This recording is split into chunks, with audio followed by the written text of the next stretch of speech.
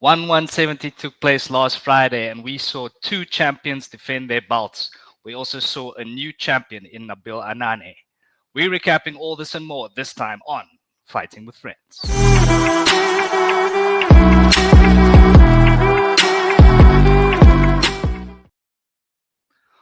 Welcome back to Fighting with Friends, the undisputed African fighting podcast champion of the world. And, champions, ladies and gentlemen.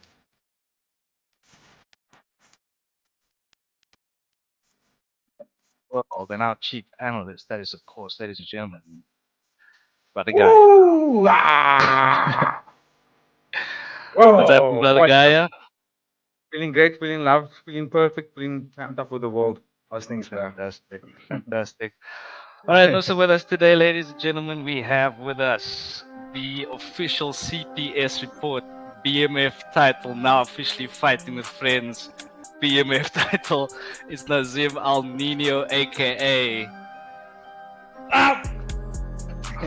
Yo, must the intros. Been missing the intros, man. Come on. Away, welcome back, boys.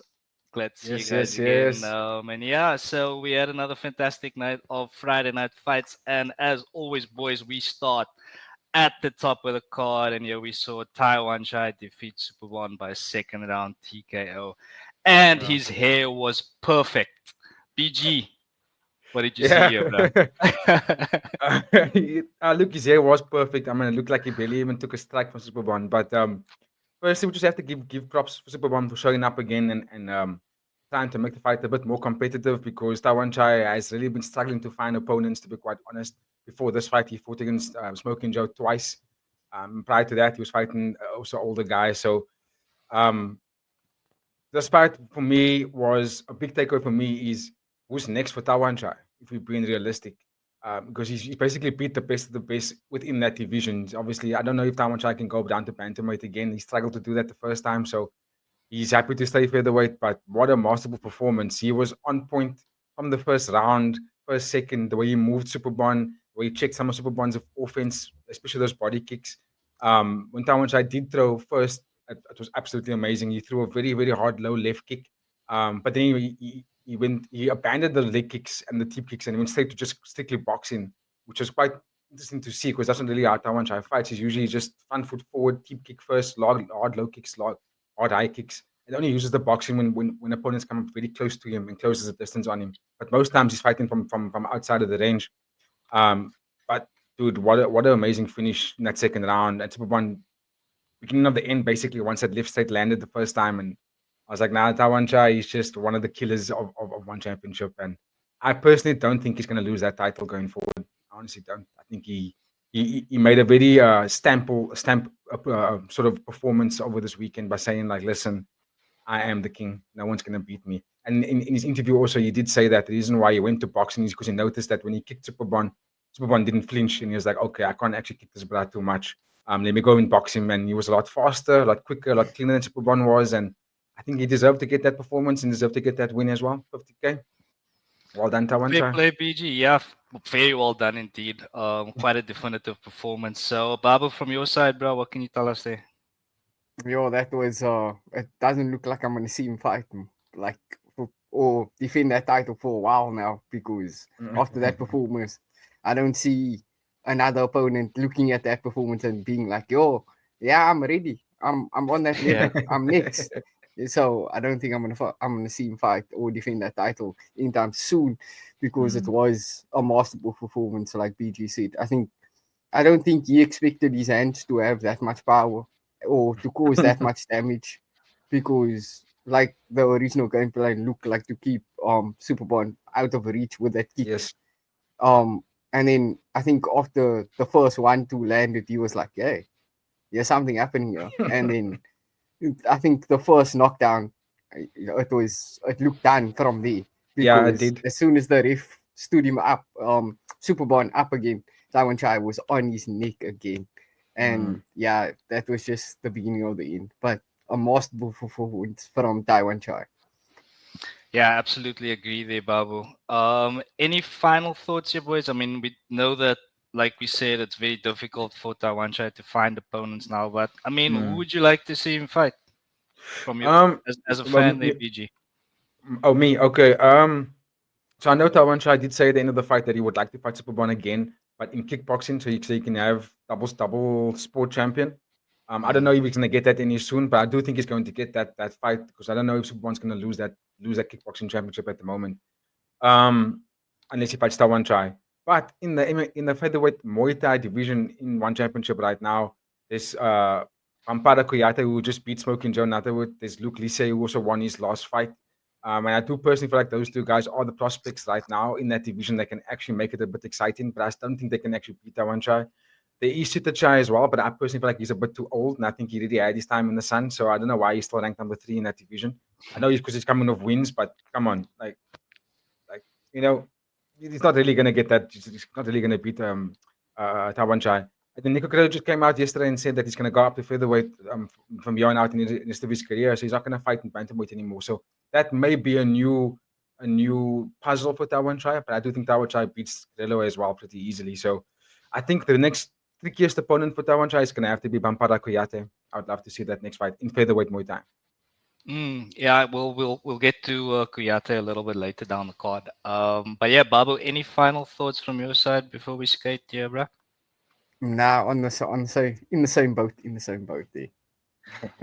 Yeah, let us know in the comments your thoughts on Tawanchai and we should face next. Very impressive performance indeed. But boys, we are going to keep it moving to our next title fight where there was a bantamweight MMA fight there.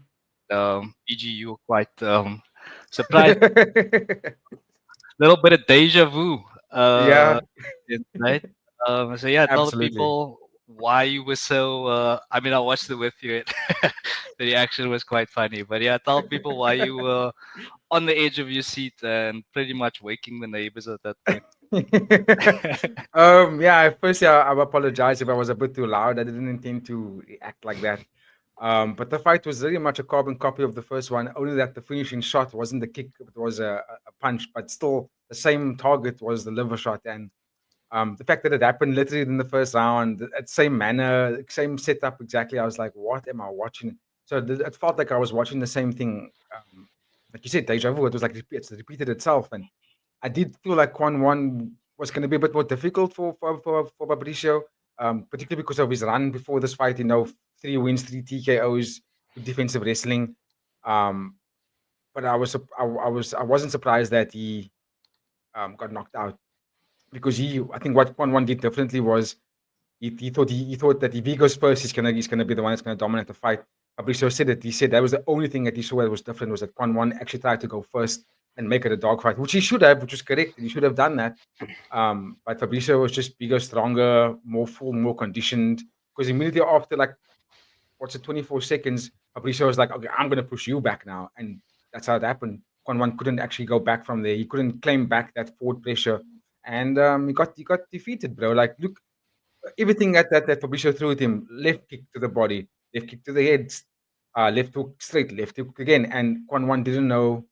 You could see he was just like trying to protect his ribs. He didn't want to have it happen again, but unfortunately, you can't really stop the pressure of Fabricio because I do think he's one of the best guys to watch in MMA today. And again, like what's his name, Tawanchai, masterful performance again because Fabricio had to go through adversity. Tawanchai didn't go through it when he fought Superbon. Fabricio had to first defend that first 24, 25 seconds of the pressure that Kwon Won was putting on him, and then he immediately just said, "No, I'm gonna walk you down and win the fight from there." And I thought, brilliant stuff. So Fabricio, like Tawanchai, is gonna struggle to find opponents now. I really think so. Mm, absolutely agree there, BG. Yeah, definitely another very comprehensive performance, and like you said, but a deja vu in the way that it compared to the first fight. But Babu, from your side, sir, what can you tell us here? Yeah, I called this, but in the preview, I told VG like Kwon Mm, Won the second, he's not gonna have anything here, but Kwon like Won I II. just, I just thought like, yo, this one's gonna get cooked, bro. And yeah, yeah. I didn't expect him to get cooked quicker than the last fight, but yo, But it was tough, bro. Same, like same just move. protect that liver, buddy. Unfortunate events for him. Yeah, I think like yeah. that's a bad loss to his name. Um, I'm interested to see how he comes back after that Oof. because I don't think you wanna go through like a 5 week training camp and then to lose in 42 seconds in the exact same way. Yeah. Um, Mm. I think for Berisho, beautiful performance. I think he's Agree. gonna go back to kickboxing and try to get his leap back over there. Um, Mm. Mm. yeah, I don't think. I think the only person that I would like to see him against is the Mongolian, that Yes. Mongolian Yeah. that Superman man. Yeah, I would like to But, see him against him, but but otherwise, Batarku. I don't see. Yeah, bro, Ogo, yeah, I Mongolian remember. Superman, Yeah. Mongolian Superman. But Yeah. that's the only other person that I can see stepping up at the moment.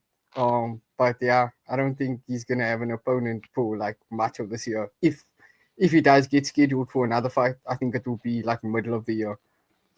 Yeah, Mm. unless he goes upper weight and fights featherweight, because the featherweight division is quite competitive. So I think he can maybe go up to upper weight and maybe go, Tang Li, Tang Kai, Martin Nugent, Akbar Abdullayev. That's a stacked featherweight division in terms of MMA, and I do think that if Fabricio can't get anybody, um, an opponent that's competitive enough, then that would be just the next best thing. Go up a division. Don't go down a division because there isn't really a division below them. The only one below them is this very, very small guys, which is the flyweight guys, and that's too Mm. much of a cut. But featherweight you can actually make. I like the picture on screen, AD. It's a really good picture you put there because that was the one move that actually got him the finish in the first round. Was the stepping knee, which set up his left body kick. In this fight, he didn't actually use the stepping knee, and when he did use it, it almost ended the fight. So away, Fabricio Andrade, top guy. If I'm him, leave one championship, but I go to the UFC, take the mana out there. That was my next question, actually. Where do you think he ranks? He would. Where? Who does he beat? Who's the highest ranked person that he beats in that bantamweight division in the UFC? Do you think is he championship material for the UFC or just a contender? Mm. We go to Babu with that one. Mm-hmm. What do you Um, say, Babu? I think he's definitely top five. Yeah. I think he has trouble with top five. Like that's about it. I Yeah. think like Mm. Mm. I don't think like I think there's a lot of fun fights for him in the UFC when looking at that bantamweight. Yeah. But I think he gets like a win over Sandhagen, a win over Figueiredo. But Mm. like the Figueiredo fight, the Yan fight, the Magomedov fight, O'Malley fight, and Marab fight, I think all of that will be very competitive and very exciting Yes. to watch. Yeah. I completely Mm, agree. Completely agree. I mm, don't know if you can be a champion there, but he definitely will make it interesting. You'll shake up the division for sure if he goes to the UFC's bantamweight division. Um, He's top five or- caliber. yeah, definitely. I think he's top five caliber because we don't even get to see what he can do on the ground, and that's actually his forte. And formerly a kickboxing champion as well. So this man is actually highly decorated. It's just I don't know if they're giving him enough opponents, man. Enough like mm. um, good competition because he smokes a lot of people too easily, man. Yeah, I mean, it would be very interesting to see. So yeah, ladies and gentlemen, definitely let us know in the comments. Do you think that Fabricio Andrade has what it takes to cut it in the UFC? Um, any final thoughts here, boys, before we move to our third and final title fight here? Uh, Now happy Babu to was move forward. Babu was right. Alrighty. I will conclude with saying that Fabricio did say in the interview before the fight that there was um, UFC commentators and so on were saying that the one championship is not on the same level. Fabricio was saying that he personally feels that he can actually be a champion in any organization. He's like, I don't want to say anything bad about UFC, but I do feel like I can actually hold my own against a lot of the guys there. So I'm inclined to agree with what he's saying, to be honest. So away, that's my He final just thought. banged John Lineker. John Yeah, Lineker come from easy. the UFC, Yeah, and Yeah, he didn't in break a sweat. MMA, in MMA. I'd love to see it. I'd love to see it. But okay, boys, let's keep our fingers crossed for that one, and then we'll keep it moving to an interim bantamweight Muay Thai title fight, yeah, Yeah, and where we saw, for me personally, we saw a lot of great performances, but this was next level, bro. Nabil Anane making yeah. full use of all of his tools.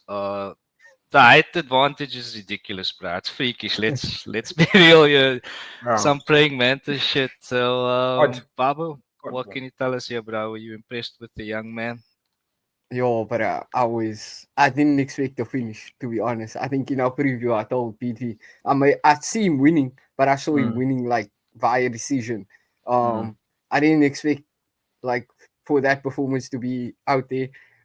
Beautiful performance. I think this was like a fight of a night for me because it was so Yeah. unexpected. Um, I thought Nico Carrillo would be the one that carried all the power, and that would be like a problem for Nabil. But Nabil just flipped the script and said, Yeah. "Yo, catch his head kick. Let me fold you like a fucking lawn chair. Look at that. Oh, eat the shit, bro. Let me see your Yeah, balance." it was Yeah. Oh, I brutal, and the fucking way loved that it. his legs just folded under him, Yeah. bro, it was so crazy. But yeah, BG from your side, bro, what can you tell Yeah, us it here? was. I think both of us, Baba, went with Nabil to win this fight in our preview. Yeah, I was just thinking about it, and because I personally thought that Nico Carrillo's only way of winning was that he had to close he had to be in the void. There was no other way he could fight this fight. There was a moment where they clinched up when Nico did come forward, he darted forward, and they got into a clinch moment.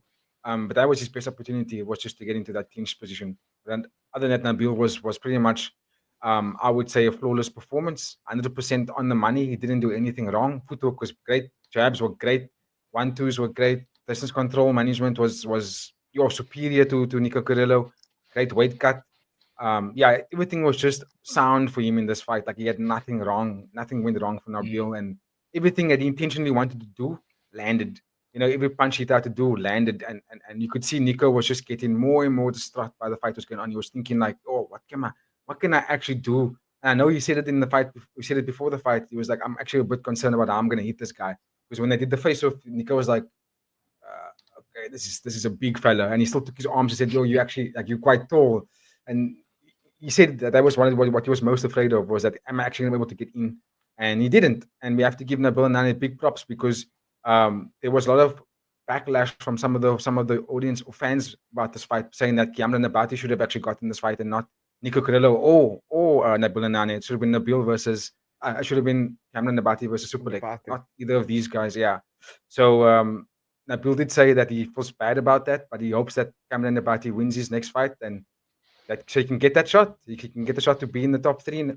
So for Nabil, I'm looking forward to see if he's going to be able to get that win, that win over Super League in the champ versus champ match. In terms of Nico Carrillo, wishing him well. I hope he does well in the featherweight division. But Nabil is the puzzle right now. He's the number one puzzle to figure out. mm, mm. So yeah, exactly. So this is an interim title fight, so he needs to fight Super League now to unify the belts. Yes. I really want to see him fight Kimran Nambate though. Like I Yeah, really me want to see too. them fight. So I'm hoping that both of them win their next fights and we can have that one for the title. Personally, that's just my Yeah, opinion. Shout me out to too. Kimran Nambate, who is of course long time listener. Yeah, He's of fighting course. this Friday, by the way. Okay, well there we go.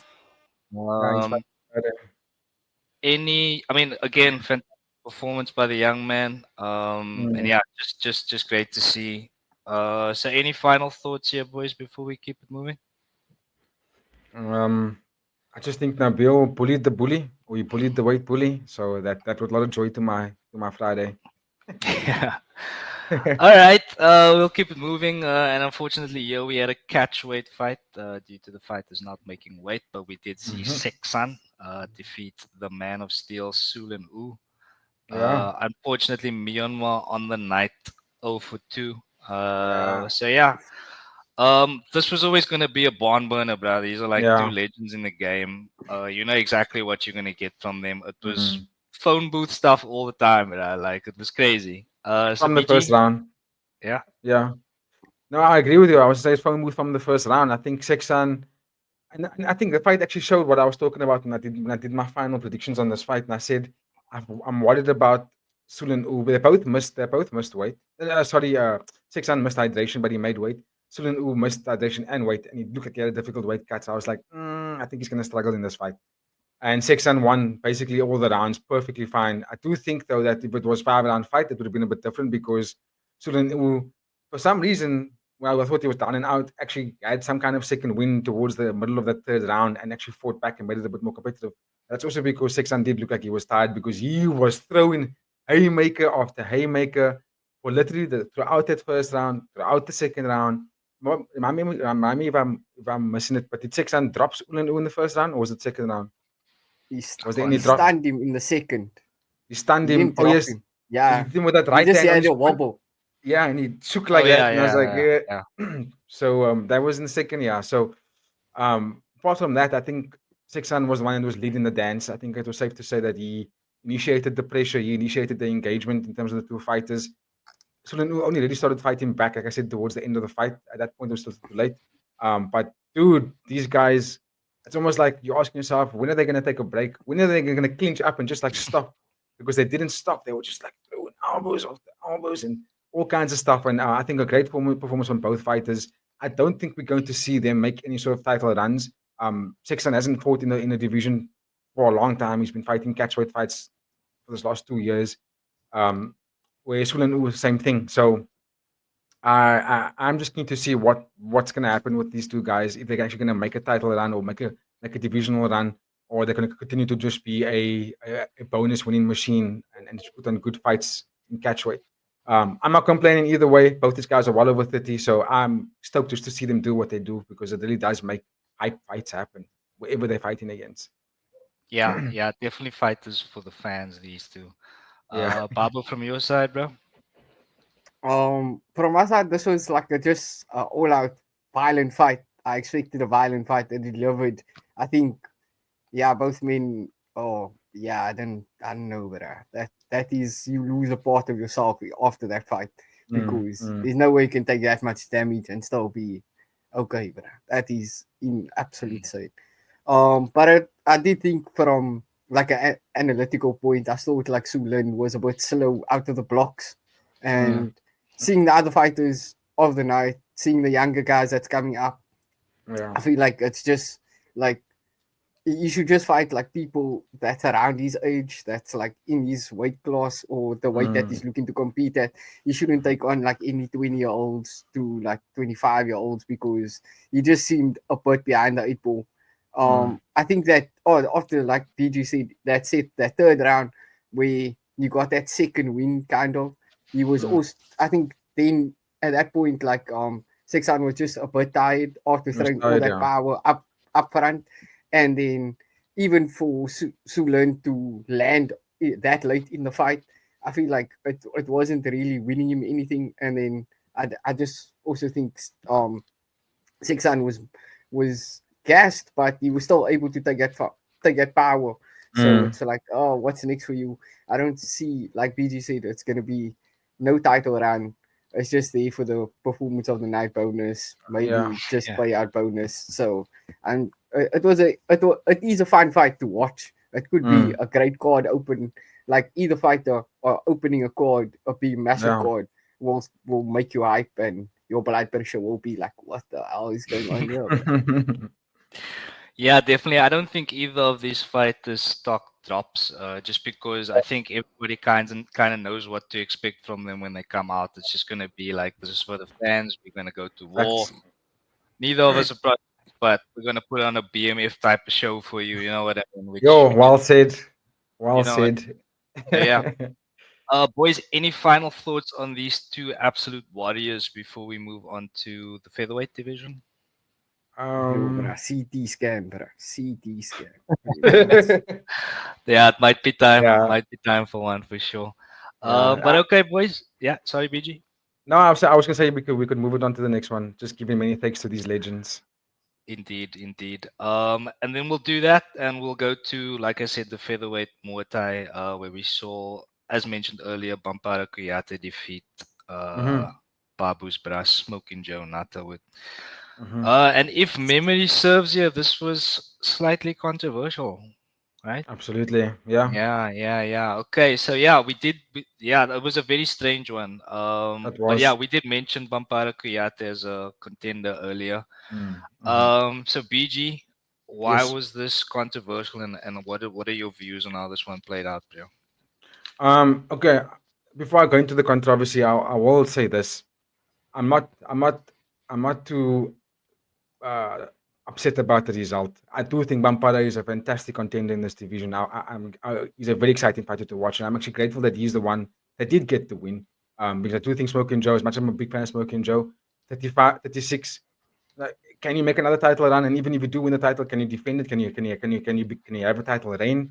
Whereas Bampada is only 29, 28 years old, so it's like there's a bit more of a pause. So I'm excited for that because there can be a future there. However, in this fight, the controversy for me was the third knockdown. In fact, the last two knockdowns weren't actually knockdowns.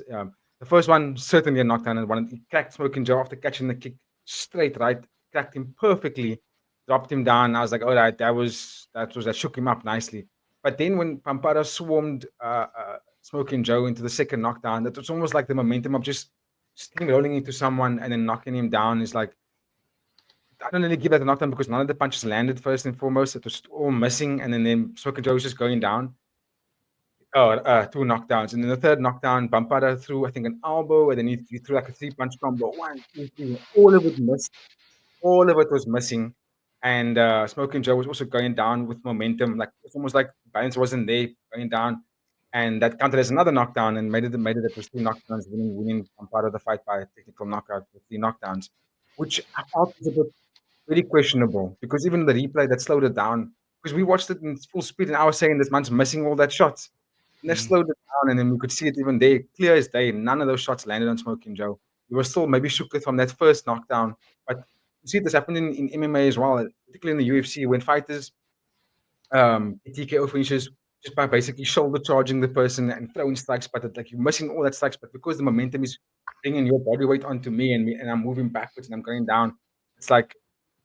And also, Smoking Joe actually got up when the referee called the fight. He was getting up and doing that. Immediately. Yeah, he was like, "Yo, that man didn't even land on me, bro. I'm still super chilled." And I thought that was weird. It was way too quick, way too chaotic, and he made a very wrong decision in that moment. I personally feel. I feel like he should have let Smoking Joe go out and his shield at least, or because he could have maybe brought the fight back. It would have been more definitive if we did it that way. Because now this fight's always going to have asterisks on it. I mean, anyone that has got a good pair of eyes that watch this fight will know that's going to be a big question mark there. But it doesn't change the final result, as it's now a win on Bampada's name.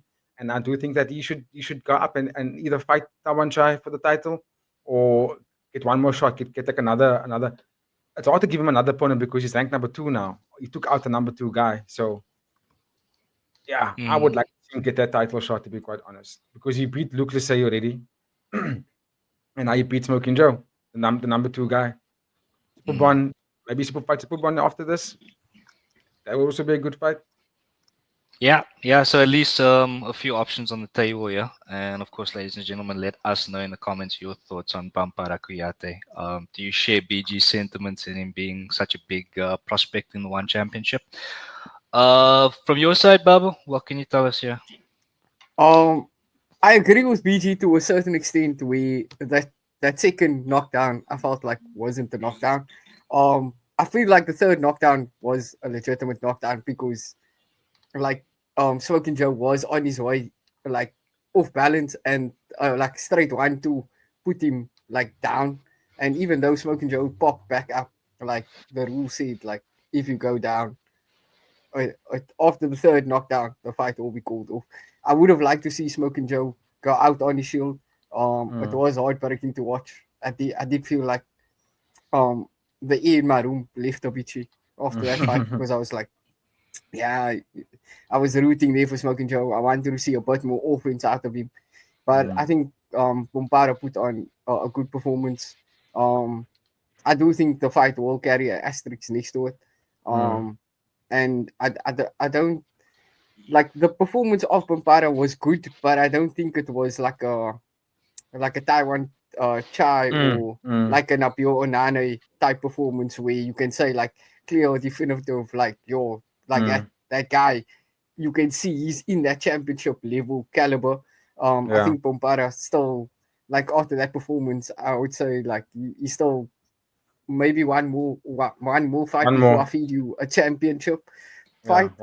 Just because you don't want him to go out like Kwon Won II and like you have a minute and it's done. And it's like I just waited all this time and now this is like the type of performance that you put out there. So I do think Bombara one more, and then I'll see him in the championship. Fair Yeah, comment. Fair I comment. agree. Yeah. Yeah. Any final thoughts on this one, boys, before we keep it moving? Um, yeah, the future looks good for Bampara. Eh? I'm not too sure if Smoking Joe is gonna get another because he's got now 1 win in 7 fights. So It's tough, bro. I'm not Yeah, sure about that. Might be time to that's call it. there's no getting away from that. Yeah. Eh? But fair play to Bampara Kouyate getting the job done. And of course not his fault. You know the ref's got to yeah, it's the ref's yeah. call, so he's just got to do his job as best he can. And on the night he did what he needed to do. Yeah. But okay, we'll go to the You lightweight can division now. So, yeah, you sorry, can skip BG. this next one, AD. You can skip this Okay, next one. We sure. can go to the Battle of the Johans. We're gonna go to the Abasolo Silky Smooth Estupinians. Yeah. Okay, so we'll start with the battle of the Johans in a flyweight Muay Thai bout. Johan Ghazali losing out to Johan Estupinian. The Estupinian brothers, of course, 2-0 on the night. Fantastic for them. And yeah, looking very good here. Babu, from your side, what can you tell us about Mr. Estupinian here? Yo, I was rooting there for Jojo. Jojo couldn't get the job done. I think Estupinan was perfect with the way he was fighting. It was calculated risk management from his point of view because I felt Mm, like Jojo wanted to go, and every time Estupinan would stop him in his tracks. And Estupinan looked like he carried a bit more power than Jojo because he did catch Jojo quite significantly yeah. on the left side of his head, or that I think it was a left Mm, cut, like just over the eye.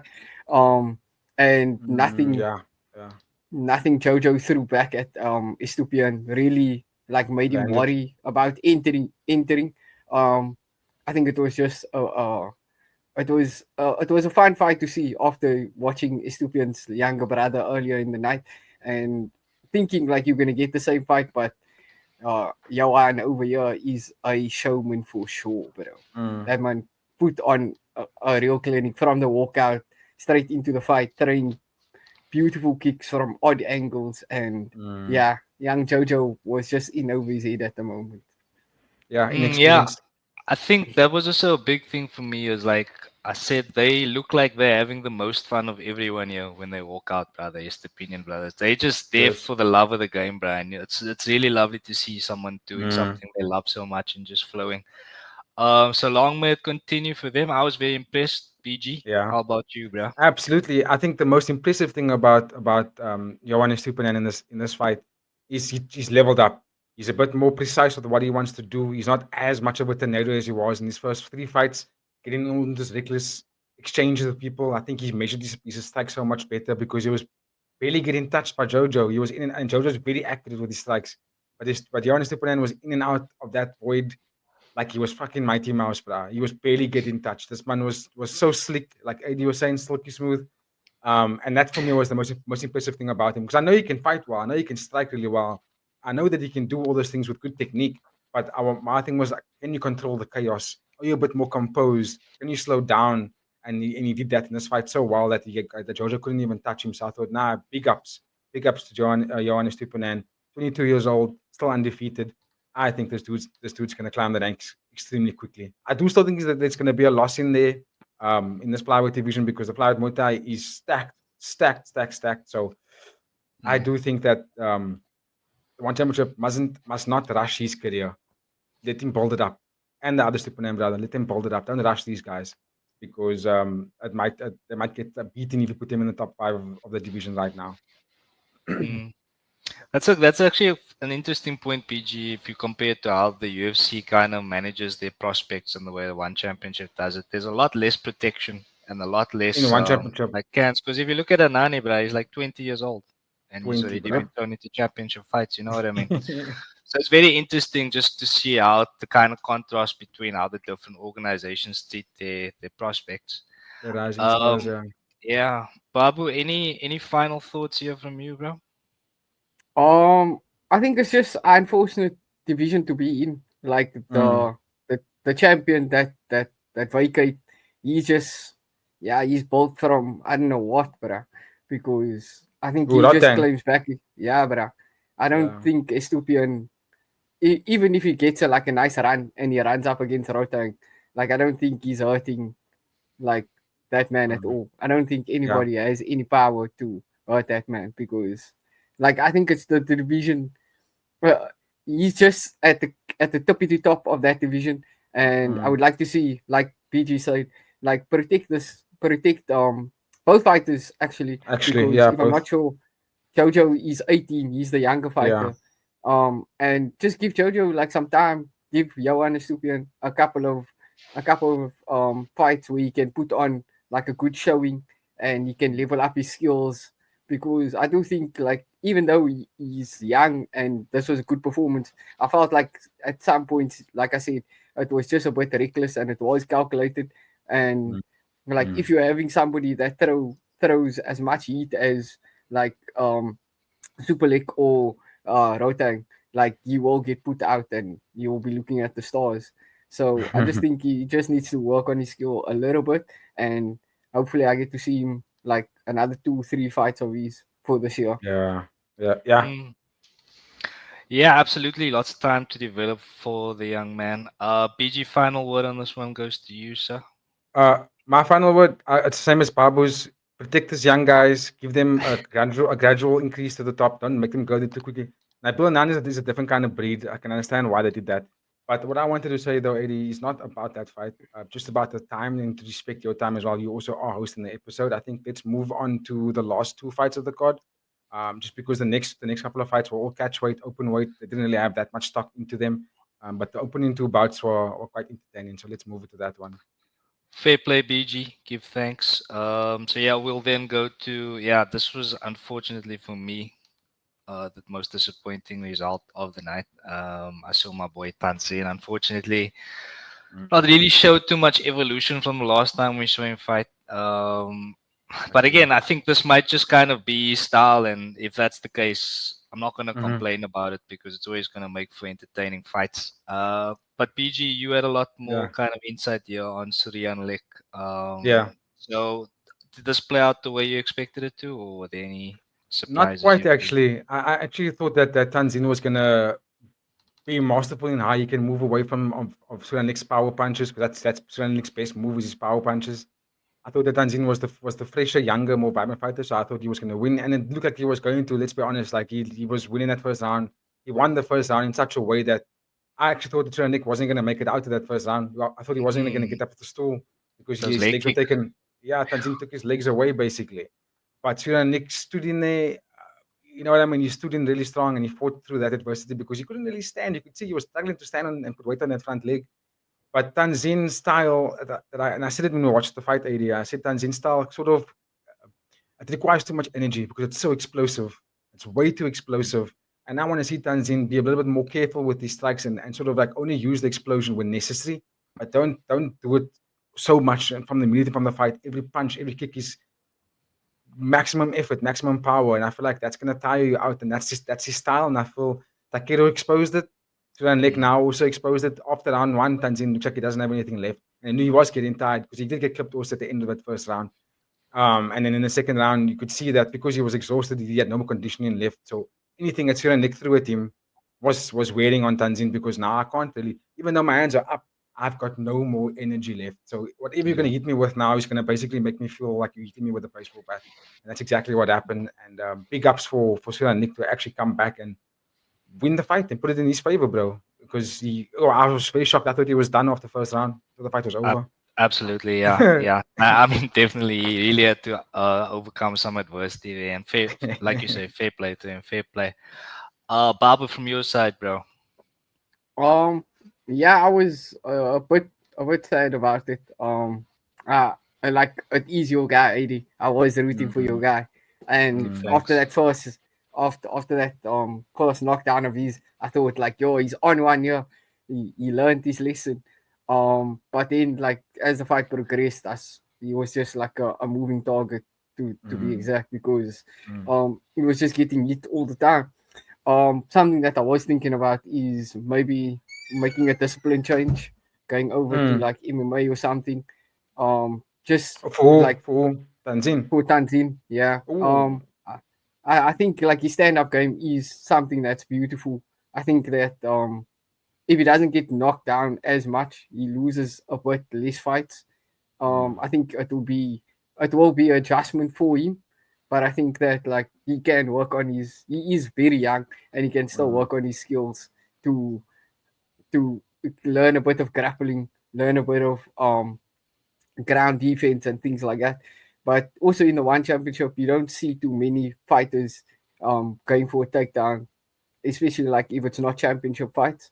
So I think like he could be like a real force, um, because it just looks like here in Muay Thai, like after after seeing that performances, like a lot of fighters are gonna avoid that leg kick of his and then try to counter him straight 1-2 or Or hit him tip with him, a yeah. bomb, yeah, and just keep him at bay. So I would like to see his career flourish. I'm not sure if it's gonna be at Muay Thai, especially like year in one championship. Phew. Big, big I will be statement, bro. reserved. Yeah, I'm on the fence of that one, Babu. Let's see if you're right. I don't know. I think you can still make a run in this one. All kickboxing. I'm not too sure about MMA. I think that's a bit out of reach for him. Yeah, let us know in the comments later. It's a very interesting proposition, kind of out of left field a little bit, but it's worth considering, I think. And let us know in the comments your thoughts on that one. Yeah, just last kind of thought from me is just that he is kind of this car crash fighter, man, and that's what makes him so exciting. So yeah, I'd like to see him kind of develop and to Me too. evolve as a prospect. But again, if he's gonna just stick to car crashes, I'm gonna be there to watch it. You know what I mean? He's a hell of a spectacle. So shout out to Thant Zin, love you, boy. Unlucky, but we'll definitely be supporting you in your next fight. Final word to you, BG, on this one. Yeah, Any? I'm not concerned about him. He's only 20 years old. I really do think that we're gonna see the best of Tanzin still yet to come. Honestly, I think the best is still yet to come from this guy. He's gonna evolve. He has no choice but to. Shout You out to know? Thant Zin and of course the Burmese people. But that means we are going to keep it going now to a flyweight Muay Thai bout. And here we saw the other brothers, Jordan Estupinan, come up against Jonathan Haggerty's brother, Freddie Haggerty. And yeah, Jordan Estupinan, I guess surprising quite a few people in the way that he performed here, getting the job done, looking very good, switching Yeah. stances, just looked very slick. Uh, really a puzzle to figure out. Yeah. So Babu, what can you tell us here, bro? I think Jordan just had a beautiful display of that right hand of his. Mm. Faridi, I thought Faridi was gonna be like the more experienced fighter, like showing a bit more experience in the fight. I felt like his brother should have like gave him all the tools to go out there and put on a clinic. Um, and it just looked like Jordan was a bit too much for Faridi because I think after the first knockdown, Faridi looked a bit gun shy of like what he was throwing. He looked more defensive and how to evade certain strikes and not throwing his own offense. But I did think Jordan had a beautiful performance, well deserved. For opening fight of the card was a beautiful one. I was hyped for the card Yeah. after this fight. I was like, yeah, I'm ready. And the card definitely delivered. Yeah, it was a fantastic opener. Really did set the tone very nicely for the rest of the card. BG from your side, bro. Yeah, look, if it was a 5 round fight, I think Freddie Haggerty would have won it. But that's just how far the fight was actually going because you have to give props to Freddie Haggerty for actually coming back from 2 knockdowns instead of one. He got knocked out in the second round as well. And I was like, go, if he gets knocked down again, he's done. So he had to fight back through 2 rounds so he doesn't get knocked down again. And Jordan Superman was on him. Jordan Superman was chasing him down. Like he wanted to end the fight. And Freddie actually fought through it. I mean, he lost every single round. But I will say, round 3 from minute 120 onwards, you could see Freddie was on him. And Freddie was chasing him down and laying some body shots. You could see Jordan was like, okay, I don't actually want to be in this. And so I thought, okay, but actually had to go through another 2 more rounds. We could have seen a different hand being raised. But that takes nothing away from Jordan's performance because I actually felt that he was a bit more polished than Johan Estipanen. I think Jordan was a lot more polished. He's cleaner. He's a bit slicker in the way he moves. He's a lot more controlled over his strikes the way in comparison to Johan Estupinan.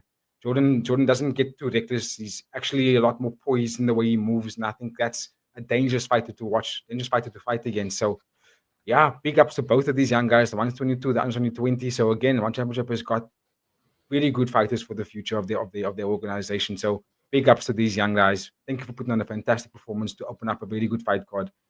Looking forward to see these guys fighting again against each other in the future. Hopefully it'll be for a title. Absolutely agree, BG. Very nicely done there. Babu, any final thoughts here on this one?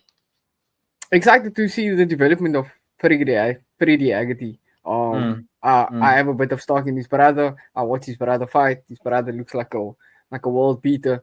So I would like to see the same for him. I think the Estupinan brothers, they're exciting fighters, and I'm ready for a show this year. I would love for them to be quite active this year. And if we could see them on the same card, like at least 2 or 3 times, I'd be excited. Absolutely. Yeah, definitely agree there, Babu. Definitely some hot prospects here in the One Championship. Okay, boys. BG, was there anything else from your side on this one? On the fight or on the card? On this fight specifically? Nothing. Just that both these guys have made me fans of them. Honestly, and I was Jordan's debut fight in the One Championship, by the way. So he's definitely risen his stock after that debut. Absolutely. All right, boys. That is just about it then. Any final thoughts about the card as a whole? I'll go to BG first. Yeah. I'd like to give the card a rating, and I'll say a solid 8. The only thing that I would give it the mark it down for is that 2 of the fights were catchweight, which kind of I'm not a big fan of that. But the reason why it was a good 8 is because all the fights were amazing to watch, and also the three title fights weren't disrupted by missing weight or missing hydration. It was a clean cut fight, and that's what I thoroughly enjoyed about the card. Yeah, we definitely have discussed the weight cutting issues before. So if you would like to get our views on that, have a look through our catalog, and you can definitely hear about that. Babu, final thoughts from you, and of course a rating for the card, please, sir. Beautiful card. I agree with BG. It is solid. Final thoughts is Nabil Anane, champion, bro. Keeping that gold until the end of the year. Big riding. Let's go. All right, ladies and gentlemen, thank you all very much for watching. If you have made it this far, please don't forget to like, share, and subscribe to the channel. It's been an absolute pleasure bringing you One Championship 170, and we'll be back this week with UFC Fight Night Adesanya versus Imavov. Ladies and gentlemen, from myself, BGBB, and all of us here at the CPS Report, have a fantastic week. We are out of here.